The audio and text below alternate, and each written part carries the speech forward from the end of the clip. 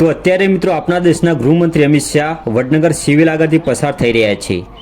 વડનગરમાં બનાવવામાં આવેલું વિશ્વનું બીજા નંબરનું સૌથી મોટું મ્યુઝિયમનું ઉદ્ઘાટન આજે ગૃહમંત્રી અમિત શાહ કરવાના છે। ત્યારે અત્યારે અમિત શાહનો કાફલો વડનગર સિવિલ આગળથી પસાર થઈ રહ્યો છે, તો તેનો નજારો જુઓ।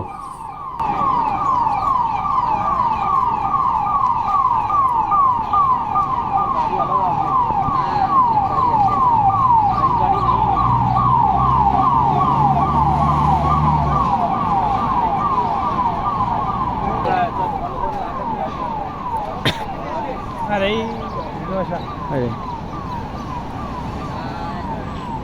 अबे